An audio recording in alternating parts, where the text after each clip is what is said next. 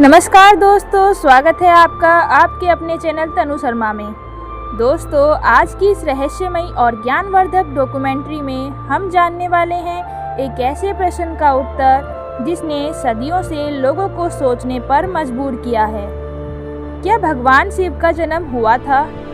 अगर हुआ था तो उनके माता पिता कौन थे? और अगर उनका जन्म नहीं हुआ तो फिर वे इस संसार में कैसे आए? दोस्तों, हिंदू धर्म के सबसे शक्तिशाली देवताओं में से एक भगवान शिव को सृष्टि का संहारक कहा जाता है, लेकिन उनकी उत्पत्ति का रहस्य आज भी करोड़ों लोगों के लिए एक पहेली बना हुआ है।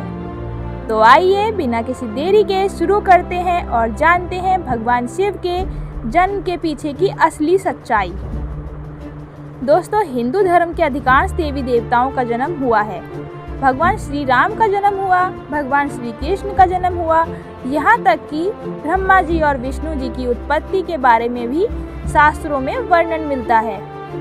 लेकिन जब बात भगवान शिव की आती है तो शास्त्र एक अलग ही रहस्य बताते हैं।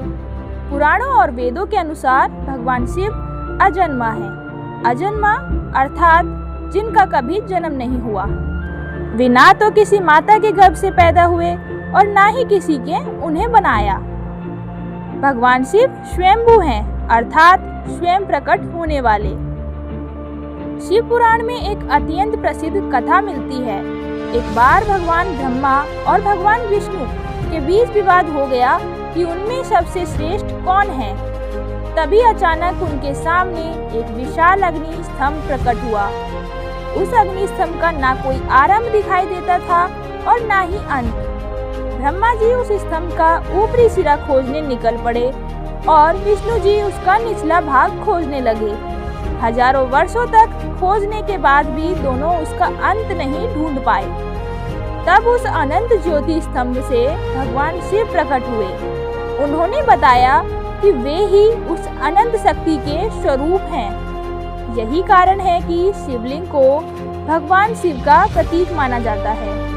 यह कथा बताती है कि शिव किसी के द्वारा उत्पन्न नहीं हुए, बल्कि वे स्वयं अनंत ऊर्जा के रूप में सदैव विद्यमान हैं। दोस्तों, भगवान शिव को आदि और अनंत कहा जाता है। आदि का अर्थ है शुरुआत, अनंत का अर्थ है जिसका कोई अंत नहीं। शिव समय से पहले भी थे, सृष्टि बनने से पहले भी थे और सृष्टि के विनाश के बाद भी रहेंगे।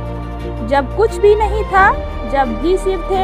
यही कारण है कि उन्हें महाकाल कहा जाता है। महाकाल अर्थात समय के भी स्वामी।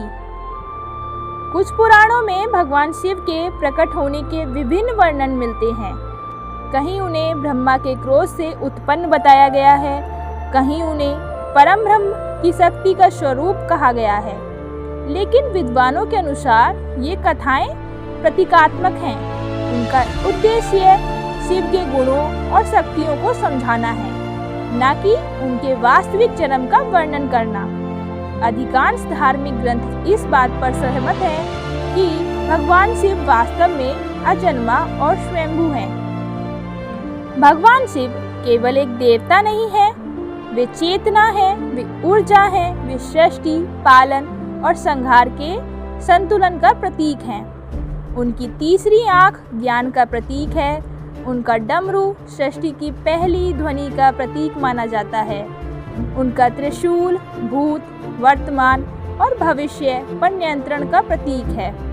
इसलिए शिव का अर्थ केवल एक रूप नहीं, बल्कि संपूर्ण ब्रह्मांड की अनंत शक्ति है। तो दोस्तों, आज हमने जाना कि भगवान शिव का जन्म किसी सामान्य देवता की तरह नहीं हुआ था। शास्त्रों के अनुसार वे अजन्मा, स्वयंभू और अनंत हैं। उनका ना कोई आरंभ है और ना कोई अंत।